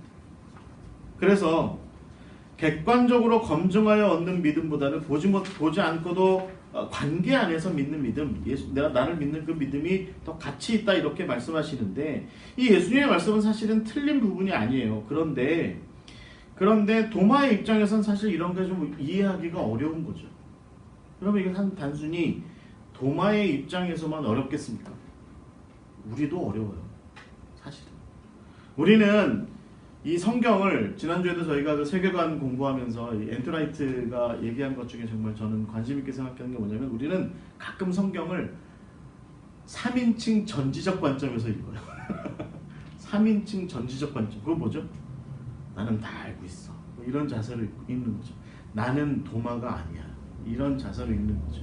실제는 도마인데. 실제는 도마죠. 사실은 내가 도마보다 나을 바가 어디 있습니까? 저는 솔직히 이 성경 공부를 준비하면서 느낀 건 뭐냐면 야, 도마가 나보다 100배는 낫다. 도마가 나보다 100배, 1000배는 낫다라는 생각을 가졌습니다. 사실은 저야말로 사실은 굉장히 맹목적인 신앙에 머물러서 조금만 이상해도 말이죠. 앞뒤 맥락 없이 아무렇게나 막 내 입장에서 내 주장대로만 마구잡이로 떠들어대는 그런 신앙이 사실은 내 모습일 수 있는데 도마는요 굉장히 진지하잖아요. 예수님 저한테 지식을 주세요. 예수님 제가 좀 보고 검증할 수 있도록 해주세요. 한 거죠. 도마는 결국은 이런 단계를 차분하게 걸쳐서 예수님을 최종적으로 인격적으로 영접하고 고백하고 그렇게 해서 따르는 그런 제자가 됐다라고 우리는 이렇게 이야기할 수 있을 것 같아요. 그러니까 제가 앞서서 말씀드린 것처럼 우리가 성서적으로 신앙이라고 하는 것을 이야기할 때 신앙과 불신앙 이렇게 딱 잘라서 얘기해서 도마는 의심했으니까 불신앙 이렇게 얘기할 것이 아니라 사실은 도마의 의심하는 신앙이 신앙의 나름대로의 단계 설정에서 볼 때 중요한 단계를 넘어서는 그런 부분이 있다 이렇게 생각을 할 수 있다는 것입니다. 저는 이제 마지막 세 번째 국면이 참 흥미로웠습니다. 여러분 여기가 이 그림이 어디일 것 같습니까? 여러분 그림을 한번 보시죠. 이 그림이 어디일 것 같습니까? 갈릴리 바다. 갈릴리 바다. 거기 제자가 몇 명 있죠? 8명이 있어요. 왜 8명이죠? 원래 7명 있어야 되나? 하여튼 이 제자들 사이에 도마가 있었습니다. 예수가 부활하시고 그 다음에 이 예수님께서 이제 21장으로 넘어가시면서 여러분 20장 뒷부분에 보시면 그 이 요한복음서를 기록한 목적을 이렇게 정리하면서 요한복음이 끝나는 것 같잖아요. 그런데 그 다음에 이제 21장이 이렇게 좀 추가로 이렇게 무슨 별책 부록처럼 이렇게 들어가 있는 그게 21장이죠. 근데 21장의 핵심은 이제 예수님께서 이제 베드로한테 초점이 맞춰져 있습니다. 그런데 여기서 우리가 조금만 줄밀하게 쳐다보면 도마가 보여요. 도마가 어떻게 보입니까? 2절에 보시면 나옵니다. 거기 이제 도마가 나와요. 제자들이 호명이 돼 있어요. 그러니까 갈릴리 호수에 가서 이게 이제 신학적으로는 사역을 했다라고 얘기도 하기도 합니다. 제자들이 이미 그러니까 물고기 잡이로 돌아간 게 아니라 자기들 나름대로 사역을 시작했다. 이제 지금 베드로에게 지금 예수님은 초점을 맞춰져 있는 건데 그 사역을 시작한 그 와중에 제자 목록이 나오는데 거기에 시몬 베드로와 디두모라 하는 도마와 갈릴리 사람 나다나엘과 세베대의 아들들과 다른 제자 둘 이렇게 돼 있어요. 그죠? 여러분 이렇게 보면 도마가 지금 서열이 몇 위? 2위예요, 2위. 갑자기 그러니까 공관복음서 다른 데서는 서열이 중간쯤에 있었어요. 그런데 지금 이 요한복음 21장에 보면 서열이 올라가 있죠. 중요도가 생겼다는 얘기입니다. 저는 이게 실제로 무슨 제자들끼리 자기들끼리 타이틀 매치를 해가지고 이걸 다시 도마가 획득했나 보다 이런 생각을 하기에 앞서서 도마의 나름대로의 어떤 훈련의 여정, 학습의 여정, 탐구의 여정에 대해서 이 요한복음을 기록한 요한은 좀 주밀하게 본 것이 아닌가라는 생각을 해봅니다. 그의 제자로서의 자기 성장의 여정을 좀 예수님과 더불어 함께 성장하려고 했던 그 제자 도마의 모습을 주밀하게 보았고 그리고 결국에는 딱하니 베드로 다음에 디두모라 하는 도마를 아주 명시적으로 넣어놨잖아요. 너들 기억해? 예수님한테 질문했던 디두모라고 불렀던 도마 기억해? 그 사람이 베드로랑 같이 지금 갈릴리에 있었어 라고 이렇게 이야기하고 있는 것이죠. 여러분 이렇게만 본다면 적어도 우리가 요한복음의 맥락에서 보자면 도마는 각별합니다. 그는 맹목적인 추종자이었다가 그래서 곧 그 이름이 제자 목록에서 사라질지도 모르는 그런 위치에 있다가 예수님과 더불어서 지식을 탐구하고 실증적인 어떤 경험적인 믿음의 단계를 거쳐가면서 그렇게 점점 더 예수님께 가까이 나아가게 됐고 결국에는 당신은 나의 주님이시고 나의 하나님이십니다 라고 하는 정말 베드로가 가이사라 빌립보에서 했던 고백만큼이나 정말 위대한 정말 역사에 남을 만한 그런 신앙의 고백을 하고 나서 그리고 나서 예수님의 뜻에 순종하며 살아가는 제자가 됨으로써 제자들 사이에서 정말 예수님께 더욱더 근접해 나간 제자의 모습을 우리한테 보여주고 있는 것이죠. 그럼 그 다음 이야기는 우리가 이제 잘 알고 있죠. 도마가 어디로 갔죠? 인도로 갔습니다. 황금전설 그 전승에 의하면 도마는 가이사라에서 한 번 더 예수님을 만나요. 예수님 다시 나타나신 거죠. 그래서 도마한테 뭐라고 얘기하냐면 아바네스라고 하는 건축가가 있는데 그 사람과 같이 동행해서 인도의 왕 군도포르라고 하는 왕에게 가서 그 사람 그 왕궁을 건축해 주어라. 그러는 와중에 거기서 복음을 전해라. 이렇게 예수님께서 말씀하세요. 근데 도마가 뭐라고 얘기하냐면 주님 인도만 빼놓고 다 당신이 원하시는 곳이면 다 어디든지 가겠습니다. 제가 어디든지 가겠으니 저를 거기로 보내주십시오. 그러자 예수님께서 한 번 더 인도에 갈 것을 도마에게 요청하셨고 도마가 마지막에는 당신의 뜻이 이루어지이다 라고 이렇게 고백하고 그리고 나서 이 아바네스라고 하는 사람을 만나서 그와 함께 인도로 전도회를 떠납니다. 근데 여러분 여기서 제가 이제 그 어저께 이렇게 저 동영상에서 살짝 말씀드렸는데 그거 얘기 안 할 수가 없네요. 이 도마 복음서, 도마행전, 특히 도마행전에서 이 도마행전은 대부분이 도마가 인도에 가서 사역한 이야기예요. 그런데 도마행전의 초반부에 뭐가 나오냐면 도마가 아까 제가 말씀드린 대로 쌍둥이라고 그랬잖아요. 도마행전에서는 예수님을 도마의 쌍둥이로 얘기합니다. 예수님을. 저에게 돌 던지지 마시고 도마행전에 그렇게 써있다는 얘기입니다. 예수님을 도마의 쌍둥이로 얘기합니다. 그런데 이 예수님이 여기 이제 이거 황금전설에 나온 얘기처럼 도마행전에도 똑같이 나와요. 예수님께서 가이사랴에 있는 도마에게 가서 뭐라고 얘기하냐면 네가 나를 위해서 인도에 가서 복음을 좀 전해라. 이렇게 했는데 도마가 자기 말하자면 자기 쌍둥이 형제 예수님한테 나 못 가겠다고 거긴 못 가겠다고 이렇게 얘기해요. 그러니까 예수님께서 쌍둥이 형제 예수님께서 어떻게 하냐면 도마를 인도로 가는 상인들한테 팔아버려요. 재밌죠? 재밌네. 네, 도마를 예수님이 인도로 가는 상인들한테 팔아서 그 배편에 보내버립니다. 여러분 성경의 이야기는 알고 위경의 이야기지만 위서의 이야기지만 여러분 예수 잘 믿어야 됩니다. 네, 그러니까 하나님 믿다가 팔려간 사람 몇 사람 있죠? 대표적인 요셉이 있고 그 다음에 도마가 있는 겁니다. 이번에는 예수님께서 직접 나서서 파셨습니다. 도마를. 그러니까 우리가 어디 예수님께서 우리한테 말씀하셨는데 순종 안 하고 버티고 있으면 도마처럼 팔립니다. 조심하시고. 그렇게 해서 인도에 가서 복음을 전합니다. 그래서 여러분 화면에 보시면 이쪽 그 케랄라라는 여기 밑에가 지금 글씨가 잘 안 보이실 텐데 하여튼 요 지역이에요. 요 케랄라라고 하는 지역에 원래 그 유대인들이 모여 살았대요. 여기에 이미. 그래서 아마 도마가 여기로 간 거죠. 회당도 있을 정도. 그러니까 회당이 있다는 얘기는 유대인이 10명 이상은 있었다는 얘기죠. 최소한 10명 이상은 있었고 여기에 이제 가서 이제 여기서 선교 사역을 합니다. 뭐 여러 이야기가 있는데 그건 좀 읽어보시고요. 선교 사역을 하다가 여기서 성공적으로 잘해요. 죽을 뻔하긴 했지만 잘해서 어디로 넘어가자면 약간 북쪽으로 올라갑니다. 첸나이라고 하는 곳.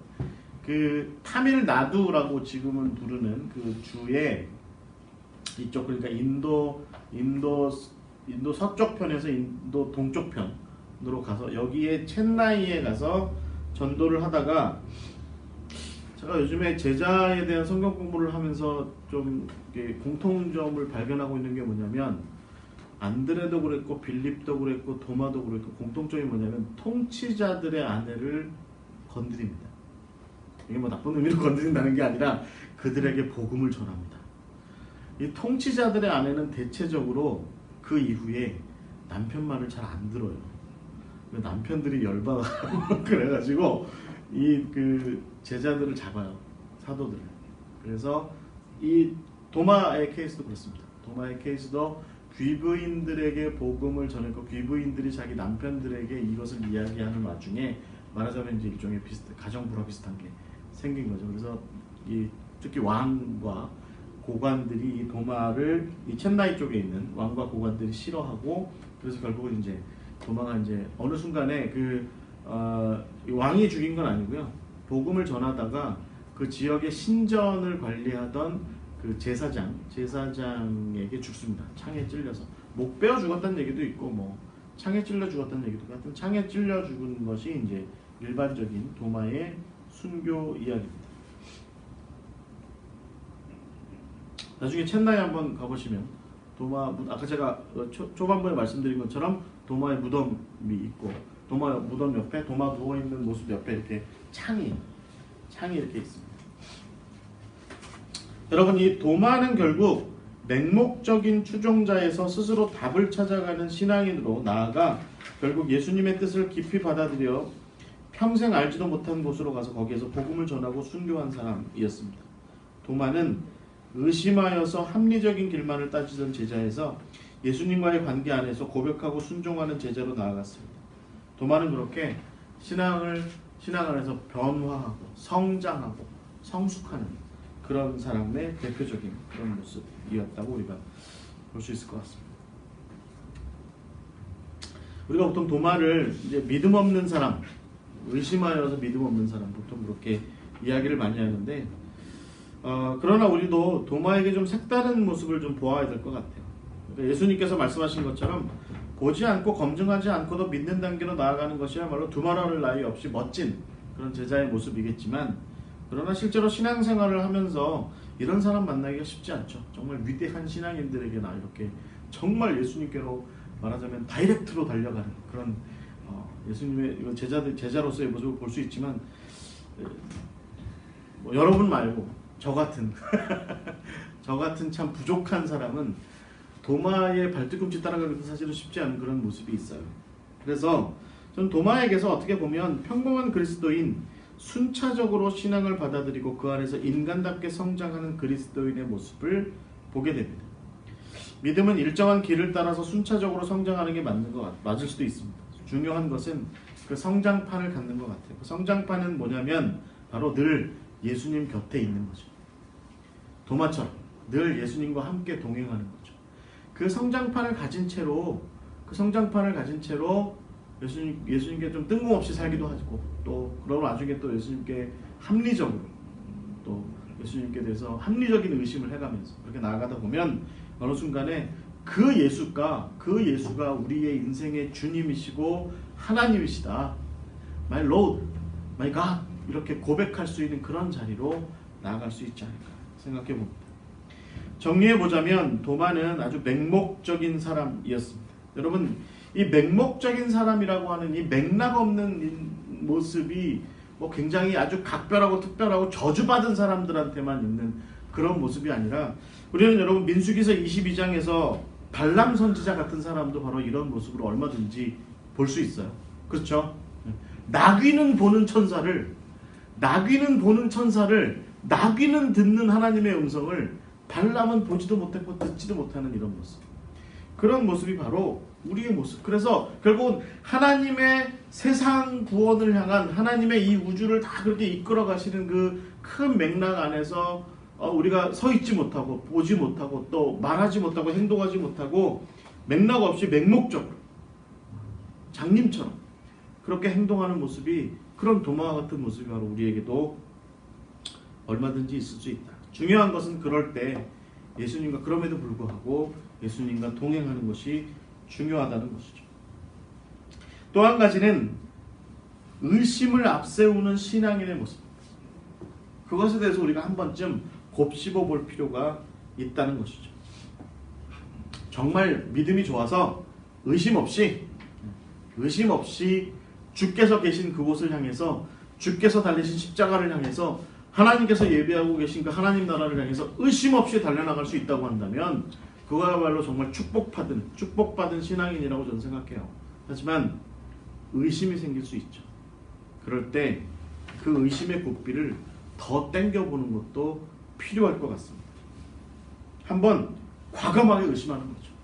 여러분 과감하게 의심하면 아주 부수적인 것들이 다 떨어져 나가요. 그리고 본질만 딱 남아요. 과감하게 의심하면 부수적이고 비본질적인 것들이 다 떨어져 나가고 정말 본질적인 핵심이 남습니다. 마치 쇳덩어리를 그냥 이렇게 길가에서 주운 쇳덩어리를 용광로에다가 아주 뜨거운 풀무불에다가 집어넣으면 불순물들은 다 떨어져 나가는 것처럼 그래서 성경의 표현처럼 정금과 같이 될 것이다 라고 하는 그런 표현처럼 우리도 역시 그런 길로 나아갈 수 있다라고 하는 것이죠.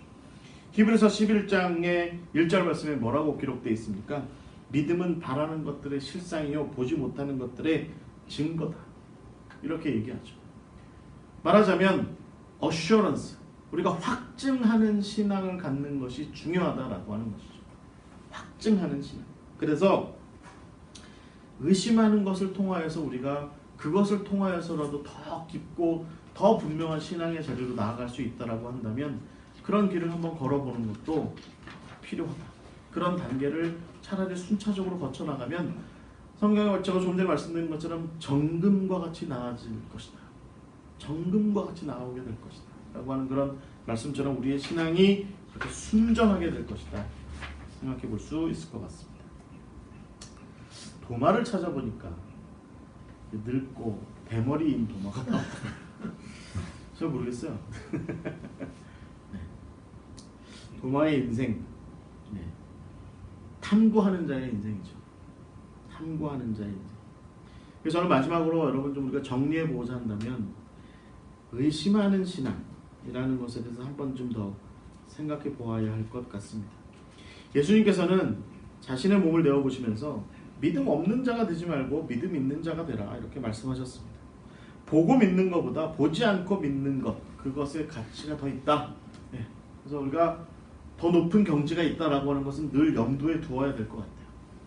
보지 못함에도 내가 인격적으로 알고 있는, 내가 인격적으로 나를 만나주신 하나님을, 예수님을 알고 있는 그런 와중에 내가 그 예수님에 대한 확고한 믿음을 갖는 그런 정말 순전한 상태가 있다라고 하는 것 우리가 전제해야 할 것 같습니다. 그러나 기독교 신앙의 또 다른 오랜 전통에서 의심은 그렇게 터부시 되는 것이 아닙니다.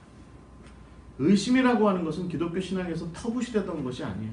그것은 반드시 근절해야 될 어떤 사탄적인 혹은 악한 마귀의 어떤 것이라고 이야기하지 않습니다. 의심은 오히려 깊고 풍성하며 체계적인 그 신앙의 길로 나아가는 정통한 길일 수 있습니다. 그래서 여러분 폴틸리 신학자 폴틸리가 이렇게 얘기했어요. 의심은 신앙하는 것의 반대가 아니라 신앙하는 것의 필수적인 요소라고 이렇게 이야기했습니다. 의심을 한다라고 하는 것은 그 실체적 본질에 더 가까이 나아가고자 하는 그런 방법인 것이죠. 여러분 근대 철학자 중에 데카르트 같은 사람들이 철학적으로 주장했던 것처럼 오랫동안 학자들과 전문가들 사이에서 이 방법적인 회의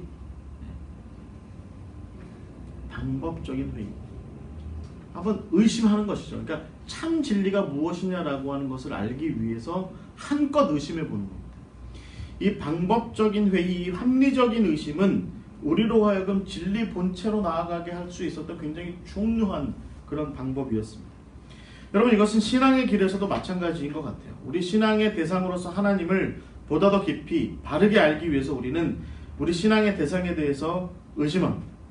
의심의 여정은 우리로 하여금 몇 겹의 페인트칠처럼 두껍게 덮여져 있는 우리 신앙의 대상이신 하나님의 실체에 근접하도록 돕습니다.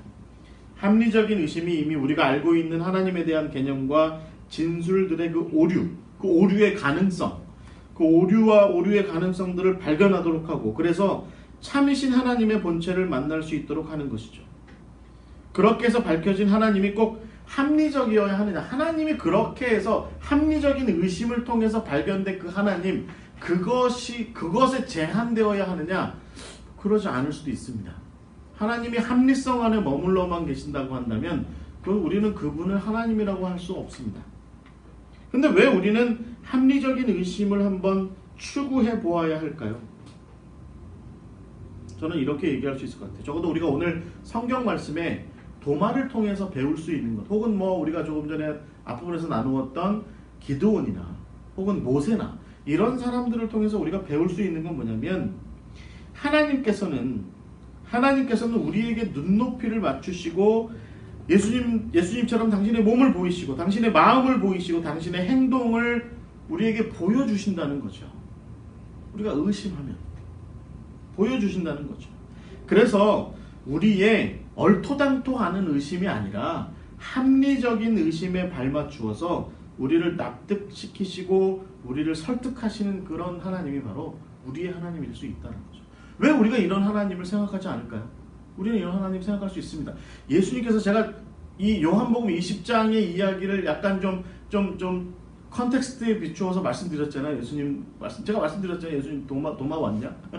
물으시고 도마 없어? 나 지금 갈게. 너희들한테만 보여줄 거야. 도마한테는 좀 별도로 지금 내가 좀 이벤트가 따로 있어. 그러고 나서 나중에 도마한테 나타나셔서 그것도 8일이나 지난 다음에 도마한테 나타나셔서 보이시고 확증시키시고 하는 그런 일들을 거치시면서 예수님의 마음에 무슨 생각이 있으셨을까요? 이런 못된 놈, 이런 나쁜 놈, 이런 무례한 놈, 나 아파 죽겠는데 아직 상처 안 났는데 여기다 손가락이나 집어넣는 나쁜 놈, 이런 생각을 하셨을까요? 아니면 야, 네가 그렇게라도 탐구해서 나를 알고자 한다면, 그렇게 성심껏 성실하게 탐구해서 나를 알고자 한다면 내가 거기 맞춰줄게. 너 좀 아프지만 맞춰줄게. 넣어봐. 이게 바로 하나님이시고 이게 바로 우리가 믿는 예수님이시다라는 것입니다. 우리의 눈높이로 와서 다가오시는, 우리에게 맞추어서 당신의 모습을 드러내시는 하나님, 그것이 바로 참 우리가 은혜롭게 발견할 수 있는 하나님 예수 그리스도입니다. 저는요, 오히려 우리가 경계해야 할 것은, 굳이 경계해야 한다고 친다면 우리가 경계해야 할 것은 바로 맹목적인 신앙의 모습일 거라고 봐요. 맹목적인 신앙. 오늘의 주인공 도마는 적어도 이 단계를 넘어서서 스스로 합리적이고 이성적이고 한 그런 의심의 신앙으로 나아간 뒤에 결국은 예수님을 향해서 고백적으로 나아가는 그런 참 제자로 나아갔죠. 그런데 이 시대를 살아가는 우리는 과연 어떻습니까? 우리는 지금껏 우리 신앙의 맹목성, 결국 우리의 나태하여 허접하기 짝이 없는 주관적인 꿈의 실현 이상도 아무것도 아닌 맹목적인 신앙에 머물러 그것을 신앙의 전부라고 여기고 있는 것은 아닌지 살펴봅니다. 제가 아는 한 친구가 저한테 한 3개월마다 한 번씩 질문하는 게 있어요. 질문해서 한 3, 4개월마다 한 번씩 저한테 질문해요. 이 친구 평신도인데 저한테 질문한다. 어떻게 질문하냐면, 예수님이 부활하셨다는데 그 부활을 과학적으로 증명할 수 있습니까? 그래서 저는 처음 그 질문을 받았을 때 여러 가지 면에서 제가 설명할 수 있는 여러 가지를 설명했어요. 근데 3, 4개월 지난 다음에 또 와서 똑같이 질문해요. 목사님, 예수님이 부활하셨다는데, 이제 우리가 성경 공부를 하는 그런 시간이었는데, 예수님 부활하셨다는데 그 부활을 어떻게 증명할 수 있어요? 그래서 저는 두 번째까지는 열심히 대답했어요. 근데 3, 4개월 저는 또 앉아가지고 또 질문해. 예수님 부활하셨다는데, 목사님 예수님 부활하셨다는데 그 부활하신 걸 우리가 어떻게 증명할 수 있어요? 세 번째는 제가 화를 냈습니다. 너 지금 노는 거지? 너 심심하지?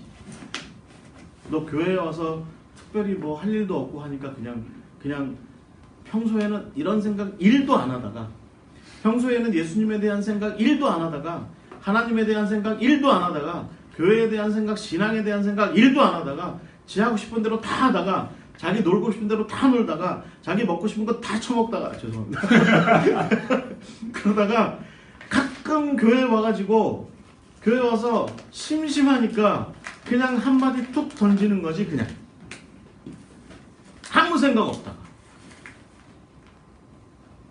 여러분, 그런 신앙의 모습이 있어요. 맥락이 없죠. 맥락이 없어요. 그러니까 우리가 여기에 와서, 교회라고 하는 곳에 와서 하나님을 신앙하는 맥락이 없이 그냥 가끔 나타나는 거죠. 가끔 끼어드는 거죠. 들어와서 자기는 평소에는 이런 것들에 대한 생각 1도 없는데 그냥 와서 아무 맥락 없이 앉아가지고, 목사님 오늘 설교하신 거 그거 증명할 수 있어요? 한마디 툭 던져줘. 그럼 목사님은 열심히 대답하죠. 대부분의 목사님들은요, 그런 질문에 대해서 예민합니다. 열심히 대답해요. 그리고 나면 그냥 반들은 뭐라고 생각하고 돌아가요. 그런 친구들은 귓등으로도 안 듣고 갑니다. 대답하거나 말거나. 대답을 듣고 싶었던 게 아니죠. 목격 훈련을 시키는 거예요. 그렇게 말씀하시면 안 돼요. 대답을 듣고 싶었던 게 아니죠. 여러분, 맹목적인 신앙, 맥락 없는 신앙, 이런 모습들이 우리한테 얼마든지 있을 수 있음을 기억해야 될 줄 믿습니다. 지금 마치 우리가 도마처럼 아무 맥락 없이 우리가 죽으러 가자 라고 그렇게 떠들고, 그러면서도 지금 자기가 그렇게 이야기한 것이 도무지 무슨 이야기를 하고 있는 것인지도 모르는 그런 맹목적 신앙, 그런 맥락 없는 신앙의 무지몽매함, 그런 것에 사로잡혀 있는 것은 아닌지 우리 스스로를 좀 돌이켜보고, 여러분 이왕 신앙하시려거든, 이왕 하나님 믿으시려거든, 이왕 예수님 믿고 천국 가시고 그런 신앙의 길로 접어들으려고 하시려거든, 그 길을 그렇게 살고 계시거든, 그리고 매주일 그렇게 교회 와서 앉아 계시려거든, 도마처럼 차근차근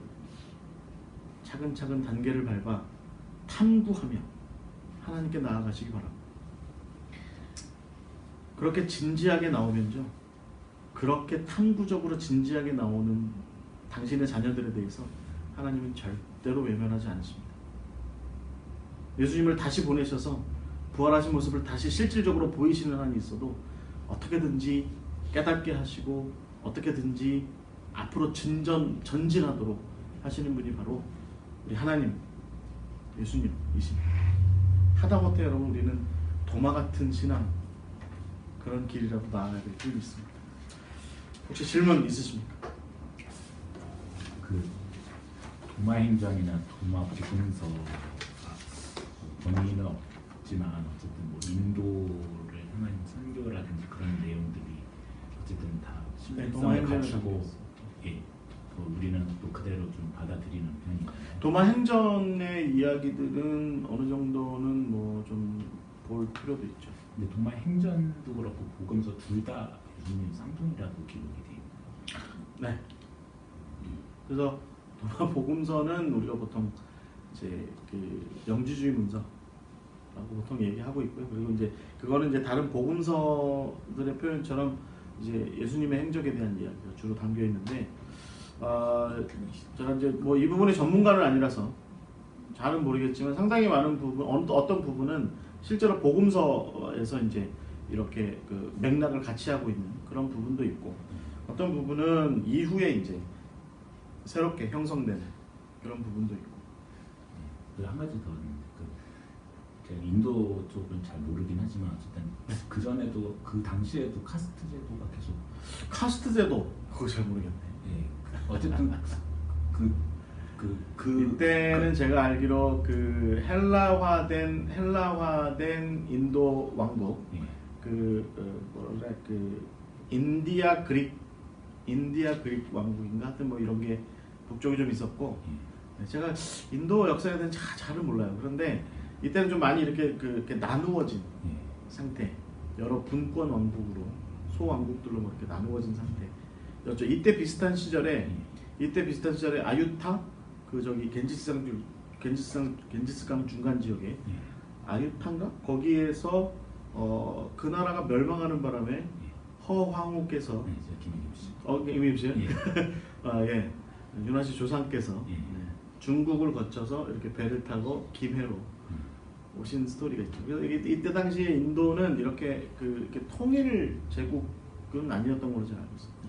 뭐 카스트 제도 궁금했던 건 아니고요. 어쨌든 지금 제사장한테 죽었다고. 네, 그래서 이제 다 지역별로 있는 예, 신들을 거기도 섬기는, 종교가 있었고. 그렇죠. 그런데 그런 신들은 그런 곳을 또 뭐 다른 것도 다 마찬가지였겠지만 어쨌든 도마가 그곳을 뚫고 복음을 전했을 때 혹시 그런 성교 보고에 대한 거나 어떤 결실에 대한 내용은 좀 예, 있어요.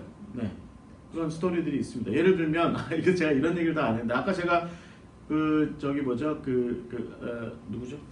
갑자기 잠깐만요. 아바네스라고 하는 그 건축가랑 같이 인도로 가죠. 그래서 이 군도포르 왕한테 가요, 실제로. 그래서 아바네스랑 같이 도마가 이 왕궁을 건축합니다. 왕궁을 건축하는 동안에 이 왕이 한 2년 동안 어디 떠나가 있어요. 떠나가 있는데 그 사이에 왕궁을 건축하면서 아바네스는 건축하고 도마는 옆에서 전도하고, 그래서 실제로 많은 사람들이 이제 복음을 받아들이는 그런 일들이 있는데, 나중에 이 왕이 와가지고 그 사실을 알고 굉장히 대노하죠. 막 화를 냅니다. 근데 왕의 동생이 꿈에 천사가 나타나서 그 사람들이 그 일을 한 것에 대해서 함부로 그렇게 하게 하지 마라. 너의 형으로 하여금. 그래서 동생이 말려요. 동생이 말려가지고 도마가 살아나죠. 그리고 도마가 그 이후에 그 이쪽 그러니까 이제 케랄라 지역이죠. 케랄라 지역에서 가난한 사람들을 향해서 복음을 많이 전해주는 그런 일도 했었고, 또 이제 뭐 어떤 얘기는 그 가던 길에 인도로 가던 길에 왕국의 어떤 왕국에 들렀는데 그 왕이 마침 어떤 귀족 집안이었는데 신랑 신부를 앉혀놓고 이제 이렇게 잔치를 결혼식 잔치를 하고 있었는데 왕이 이제 이렇게 보니까 이제 그 손님이 와 있잖아요. 그래가지고 이제 도마한테 이 신랑 신부를 위해서 축복 기도를 좀 해달라고 그러는데 도마가 가서 축복 기도를 해요. 그랬더니 신랑 신부가 그날 밤에 첫날 밤이죠. 첫날 밤에 둘 다 환상을 봐. 그리고 천사가 말씀하시기를 평생 동정으로 살아라. 그래가지고 그 신랑 신부가 동정이 됩니다. 동정을 선언해요. 근데 왕의 입장에서는 이게 화낼 만한 일이에요. 왜냐하면 자기가 이 신랑 신부를 위해서 잔치를 해줬고 결혼 잔치를 해줬고 거기에 이제 도마가 와서 축복 기도를 해준 건데 도마가 기도하고 났더니 이 신랑 신부가 같이 안 살고 평생 실제로 그래서 이 두 사람이 여자는 어디 수도원으로 들어가고 뭐 남자는 전도자가 되고 뭐 이렇게 됐다고 들었어요. 그런 얘기가 나와 있어요. 도마에 이제 이런 이야기가 많고요. 이제 저는 이제 황금전설 중심으로 주로 봤는데 이런 이외에도 여러 가지 얘기가 많이 있습니다. 그런데 어찌됐든 인도에 가면 첸나이에 가면 훨씬 더 많은 이야기가 도마에 관련된 이야기였습니다. 거의 뭐 인도 그쪽 사람들은 도마를 이렇게 거의 이렇게 신처럼 떠받들죠. 우리 저 김일권 목사님 인도에 가서 한 1년 계셨는데 첸나이 갔다 오셨다고 가볼 만한 곳이다 이렇게 얘기를 하시더라고요. 네, 다른 질문 없으시면 오늘은 마치겠습니다. 다음 주에는 우리가 마태에 대해서 함께 나누도록 하겠습니다. 기도하고 마치겠습니다. 하나님 감사합니다. 오늘도 우리에게 귀한 지혜로운 말씀을 나눌 수 있도록 인도하심을 감사드립니다. 우리가 도마를 통해서 신앙에 성장하는 모습, 신앙에 자라가는 모습, 맹목적인 신앙을 넘어서 합리적인 의심을 하는 신앙의 단계로, 그리고 결국에는 주를 만나 고백하는 신앙의 단계로 나아가는 그 모습을 우리가 배웠습니다. 우리 역시도 지금 현재의 나의 신앙의 모습에 머물러 있지 않게 하시고 도마처럼 순차적으로 주를 향하여서 가까이 나아가는 우리의 행보가 될 수 있도록 인도하여 주시옵소서. 성령께서 이 모든 시간 주정하여 주실 줄 믿습니다. 이후에 있을 교제의 시간에도 주님께서 지켜주실 줄 믿고 살아계신 예수 그리스도의 이름으로 기도하옵나이다. 아멘. 아멘. 감사합니다.